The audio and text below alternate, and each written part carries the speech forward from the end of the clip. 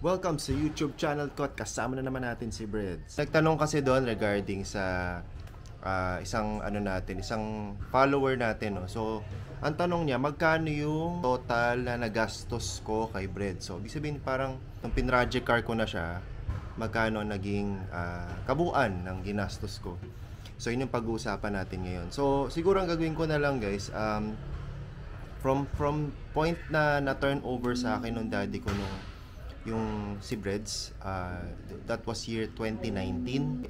Sabi ko sa sarili ko, gusto ko magkaroon ng sariling sasakyan kasi nga mas convenient tsaka mas madali yung mode of transportation ko. Mas madali ako makabiyahe at mabilis at the same time, even though alam naman natin dito sa Pilipinas traffic lagi, no? So how ironic ko, gusto mo mabilis yung transpo mo from point A to point B, pero despite of that, maiipit ka pa rin sa traffic. Na at least meron ka sariling sasakyan. Pag hindi ka gusgusin tingnan kasi nga naka-aircon ka na. Before tayo mag-start, no, kindly like and subscribe sa YouTube channel ko to keep you updated on my latest videos. So actually guys, ang ginagawa ko kasi, so every time meron akong running cost, kung ano man yan, kung may papalitan man ako accessories, i-upgrade sa kanya, or basically parang may papalitan lang ako na pyesa, etc. Sinasama ko lahat yun sa running cost ko. So meron akong dito guys, meron akong parang maliit na notepad ko sa phone. Dito ko lahat sinusulat. Yan, yung total running cost ko from yon. So na-start ko siyang hawakan itong sasakyan August 21. Yan. August 21, 2019. So from there, point on, ako na yung humawak sa kanya. So hinawakan, syempre kailangan ng ipa-overhaul kasi yan nung una. Kasi nagkakaroon siya ng usok. At the same time, mabilis na maubos yung langis niya. Tagal na rin siya hindi na po overhaul. So nag-decide kami pa, general overhaul namin nung time na nahawakan ko siya. So para at least, bago ko siya i-drive, maganda na yung maganda yung condition niya. Nag-start ako magpa-engine overhaul at 280,000 kilometers. So, that was August 21, 2019. Andito lahat yan guys. Piston ring, valve seal, change oil, oil filter, piston assembly, cylinder gasket, yung oil seal, oil pump seal, beta gray sealant, sandpaper, oil filter. So, more or less nasa 20,000 yung pag-overhaul ko ng sasakyan. So palit piston ring, so syempre baba yung cylinder head, etc. Tas siguro yung mga major na lang na papakita ko sa inyo.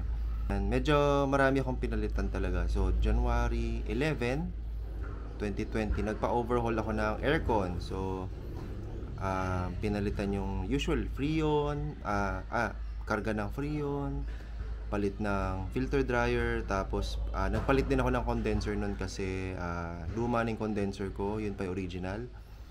Tapos nagpalinis din ako ng evaporator, tapos yung mga fittings ng compressor, yung hoses, kasi medyo punit na. Overall, umabot ako ng 8,800 kasama na yung discount doon. So binigyan tayo ng discount doon. So dito nagpapalit ako ng wiper link kasi sira na yung bushing ng wiper. Aircon control switch, pina-repair ko siya sa Ray Auto Electrical. Palit ko yung backlight switch. Pag nag-reverse kasi hindi umiilaw yung sa likod, so pinapalit ko yon. Tapos yan, ano pa ba? Yung mga usual air filter, every year ko ginagawa yun once a year, pinapalitan ko talaga. March 14, nano ceramic tint ako sa Antipolo. Maganda yung quality niya. So binigay sa akin presyo nito kasama labor, 7,200. Yeah. Abang ginagamit mo talaga sa sasakyan na especially vintage, doon mo malalaman guys unti-unti mo nakikita yung sira, unti-unti mo nakikita yung mga parts ng sasakyan na luma na, and then parang ready for siya, ready for repair or replacement. Ako ng handbrake short cable, yung sa handbrake natin, so hindi ko na siya ma-handbrake kasi putol na yung cable niya.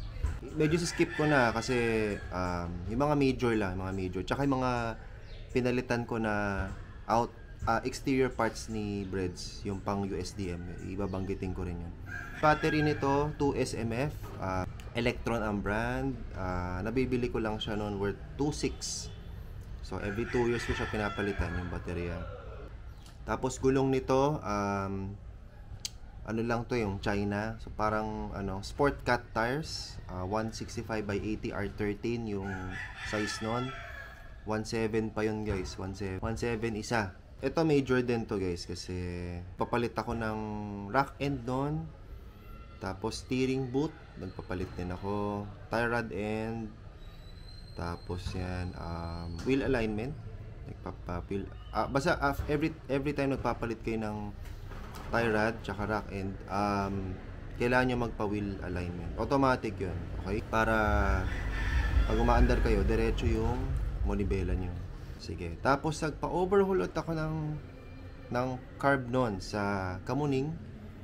Kasi gusto ko makatipid sa gasolina. Gusto ko siya makatipid. After overall, ang carb ko, pumapalo na siya ng pag traffic siguro mga nasa 9. 8.5 to 9 pag city driving. Pero pagka yung dire-diretso kagaya nung time na yon, pandemic times, halos walang traffic. So pumapalo to ng 10 to 11. Binilan ko to si Brents ng thermostat. Napansin nga namin na wala pala siyang thermostat. Tagal niya ma-warm up noon, siguro parang 10 to 15 minutes bago umangat yung temperature niya. So, delikado yun sa makina. So, kailangan talaga is lagyan ng thermostat siya para mabilis niya ma-reach yung normal operating temperature. Tapos noon, bumili ako ng car head unit na may Bluetooth na. And then, wala na siyang disc. Parang na lang siya, media player, parang ganun. Mga major upgrades ko kay Breads, cup holder, 1,650. Tsaka bumili ako na ng GLA gauge, yung with RPM, that was 17,000. Tapos with shipping, so parang pumapalo na ng 2,000 pesos. Palit ako ng door lock mechanism sa sa driver side. Kasi nga, pangit na magbukas-sara yung mechanism niya. Minsan, malambot na pag sinasara mo. Minsan, hindi kumakagat yung pinaka-mechanism niya. Yun, pinapalit ko yon. Tapos, bumili ako ng third brake light nito ni Bread sa likod para na siya yung modern car na siya. Kasi, di ba, yung mga kotse ngayon is puro may third brake light na. So, para na siya ngayon para mandatory na siya sa government standards. 2-point ba to? 2-point strut bar. Binili ko pa to sa lagpas ng Fairview. Pinuntahan ko to sa bahay. So, nabili ko siya 1,400. Bumili ako ng vacuum gauge ito ni Breads para malaman natin yung air fuel mixture niya tsaka yung timing light. So that was around 1,159 and 1,185 pesos respectively. Ito na yung time na nag-decide na ako na gawing USDM nga si Breads o yung USDM inspired exterior para kay Breads. So ito na yung unti-unti ako bumibili ng pyesa na pang USDM. So ito na yun. September 4, bumili ako ng front grill USDM. Tapos nabili ko siya 1,300 lang. High speed radiator fan. Hindi na siya original. Ito na yung para mga surplus na gawa sa bakal. Yun, mas malakas yung hangin niya kasi nga mas malaki na yung motor niya. Hindi na magiging cause ng overheat yung sasakyan niya. Pag gano'n na yung gano'n na yung kinabit niyo.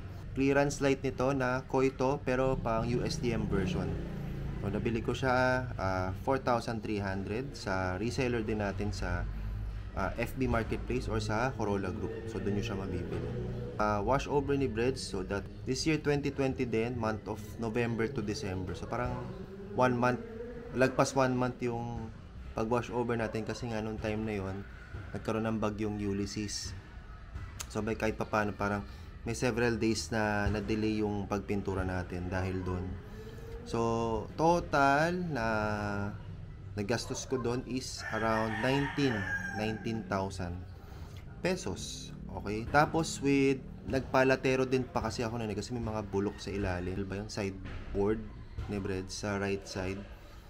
Merong kalawang So, around 1,000 plus 1,500 mga ganon. Door lock and unlock switch, pinagawa ko rin yon. Bumili ako noon yung mismong switch na yun, 500 pesos. Tapos, pina-install ko sa car accessory shop, 1,200 pesos naman. Tapos, ang ginamit kong brand, yung Cobra. So, pag Cobra kasi guys, yun yung recommend na mga sa group, tsaka sa mga yun, accessory shop kasi nga matibay siya. December 27, nag-upgrade ako ng USDM taillight naman niya, worth 6,000 pesos, pati yung garnish. So, nabili rin natin yan sa mga friends natin sa Corolla Group lang. Skip ko na to kasi medyo maliliit lang to eh. Pinare-upholster ko yung door card nito sa likod, left and right, kasi nga sira na yung parang lawanit niya sa ilalim. So, pina-repair ko yon, worth 3,500. So, left and right na pinto na yon. May 1, year 2021, nakabili ako at nakipag-swap ako sa Corolla member din natin ng USDM bumpers. So, yung PHDM ko na bumpers, nagpalit kami ng bumpers. Tapos, nag-add pa ako ng cash sa kanya. So, that was 7,000 pesos. Okay, kasi medyo mas mahal talaga yung USDM bumpers eh. Palitan ko to ng Oxfan na Poca brand. 600 pesos para dun sa condenser fan or sa auxiliary fan. Yan. Sinulat ko na yung total running cost yan. So, ang running cost ko as of the moment was yan, 135,806. Yan ang total running cost ko, guys. So, year 2021 pa lang yan. Wala pa tayong until now, until present. Tapos, pinalitan ko din to ng Evercool na 2-row radiator. 3,000 with shipping. Tapos, bumili rin ako ng lower rubber bushing niya, yung sa ilalim.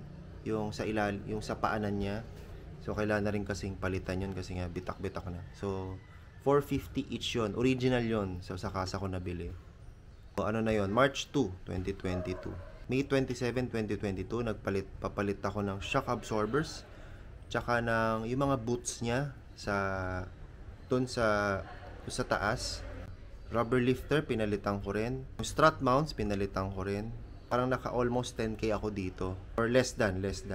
Pari ng stainless steel muffler kasi pangit na yung muffler nito, may butas na.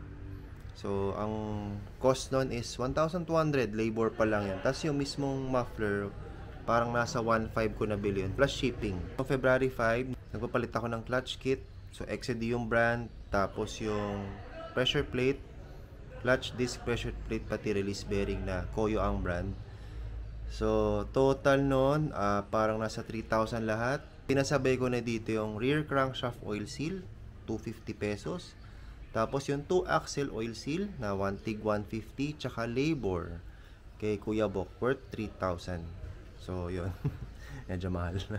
Tanggapin mo na yon na pagka may sasakyan ka, hindi ka mawawalan ng pagagawan. So, that's the way it goes. So, ayaw mong gumastos, wag ka magsasakyan, huwag mo siyang gamitin.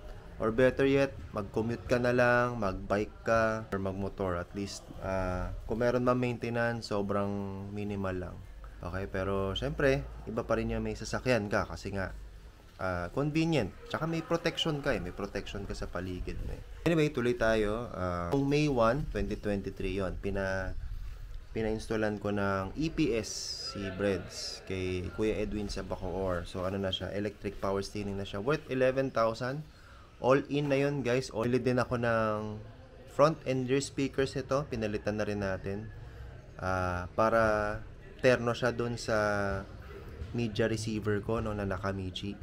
So, yun din yung brand. Mas around siguro 3,000 lahat-lahat na yun. Front and back. Ito, no, August 23, yun. Nasiraan ulit si Breads eh. Parang nasira yung idler bearing niya. Nagkaroon ng tunog. So, yun. Pinalit ko. Idler bearing, 450. Tensioner bearing, 750. Timing belt, 1,950. Original yun ha. Original. Tapos, labor, 1,000. So, total cost ko nun is 4,150. Nag-stop tayo October 20, 2021. So, ang running cost ko nun is 135,806. Yan ang total running. Yan ang parang half nung kabuang running cost ko. So from November 6, 2021, so tinotal ko siya up to present, no. So October 1, yun yung huling kalikot ko kay Breads. October 1, 2023. So from that period, umabot ako ng 77,507 pesos. So ito total natin yon kabuuan from the time na hinandle ko na si Breads until now. So ang total ko is 213,313 and 36 cents. So yan ang kabuang total running cost ko kay Breads, kasama yung pag-upgrade ko sa kanya, paglalagay ko ng mga accessories, etc. And yung mga usual na periodic tsaka yung mga preventive maintenance. So change oil, change coolant, mga ganyan, change oil filter, oil filter, air filter, etc. etc. Hindi pa kasama dito yung gas ko every week, hindi pa kasama dito. So hindi lang 213 to, baka nasa almost 400k na. So okay, kasi syempre kailangan mo ng gas, diba? So every week meron ka talagang allowance for gasoline. Yun lang, tiyagain lang natin, no? So wag basta-basta bibili ng parts na hindi naman natin kailangan, para makaiwas tayo ng mga unnecessary na expenses or gastos. So kailangan talaga meron kayong disposable income or pera na sobra, na naitatabi na pang gastos sa sasakyan. Price, yung total cost ko, at least idea na kayo magkano na labas kong pera from time na nasa akin tong sasakyan. So thank you guys once again. Ito ulit si Carl and si Breads. Thank you sa panonood and I'll see you next time.